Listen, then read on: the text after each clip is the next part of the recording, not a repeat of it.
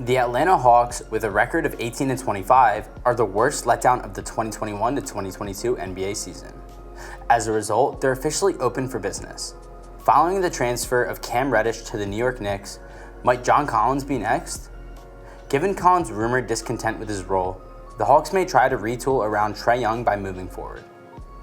Collins, if available, is an intriguing player who can make a difference for a team in need for a boost. He's an athletic, bouncy forward who contributes on both sides of the floor with his perimeter shooting, ability to shoot above the basket, and strong rebounding. So, where will John Collins be traded in 2022? Let's look at 3 potential trade destinations for him. Up first, we have the Wizards. The Wizards get John Collins, and the Hawks get Rui Hachimura, Kentavious Caldwell-Pope, Raul Neto, and a 2025 first-round draft pick. Washington had a terrific start to the season, but has slowed in the final 6 weeks. The first question for any move the Wizards consider is how it's going to affect Bradley Beal's future. The Wizards would benefit from acquiring Collins in 2 ways. 1, it would strengthen their front court, and 2, it would offer Bradley Beal additional motivation to re-sign with the team in the offseason. The Wizards have a lot of depth on their roster. It can afford to let go of some wing players in order to acquire an impact player who can score close to the basket. Collins would be the Wizards' third offensive option, probably after Beal and Spencer Dinwiddie. Collins can play to his strengths, and his role with benefiting from the attention on the backcourt tandem gets offensively in the form of open looks. The Wizards require more impact play. They have a lot of raw talent, but not much efficiency or individual progress. Collins is a seasoned performer. He provides a significant increase in the starting 5 and makes their offense more dynamic, averaging 17.2 points and 7.9 rebounds per game while shooting 53.6, 43.5, and 79.3%. Washington sends Atlanta a constantly growing forward in Hachimura, a ready-to-play wing in Caldwell-Pope, and a featured draft pick. Neto could be rerouted due to their guard depth. The Wizards will still have a lot of depth in the wake of this trade. All of this to say that the Wizards may prefer not to make a huge midseason deal, instead riding out the season with the current roster and seeing where Beal is in the offseason. Up next, we have John Collins going to the San Antonio Spurs. The Spurs would get John Collins, and the Hawks would get Derek White, Devin Vassell, and a 2023 first-round pick. The Spurs have a lot of talented players, but their rebuild isn't producing results in the standings. Collins' addition balances out head coach Greg Popovich's rotation while also making the squad better in the short term. DeJounte Murray is a beast who's a jump shot away from being an outstanding floor general.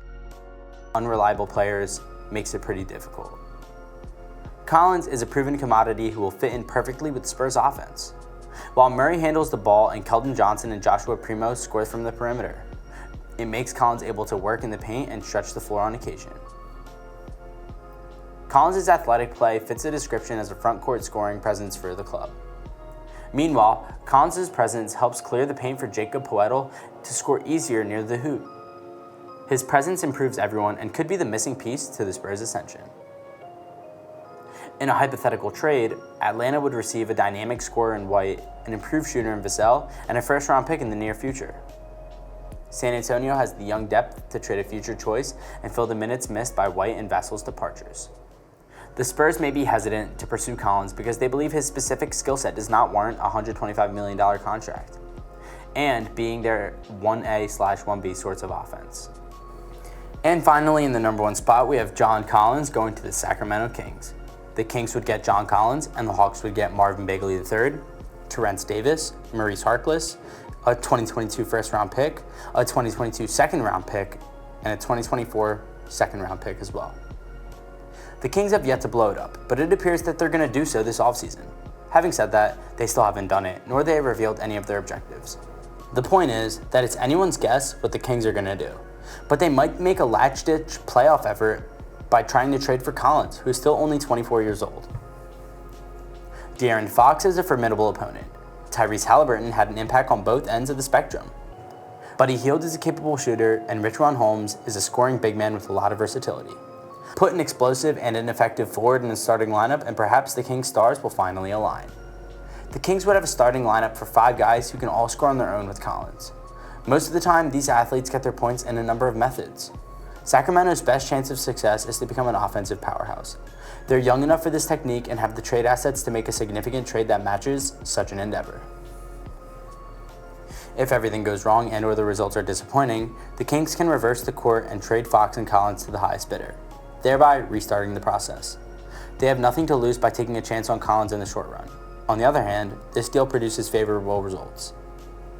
The Kings may move forward with an intriguing starting five and locate a head coach whose vision propels the club to the next level. Well guys, thank you so much for making it to the end of the video. We hope you enjoyed it, and if you did, please leave a like and subscribe to our channel for more banger videos just like this. I'll see you guys next time and have a great day. Peace.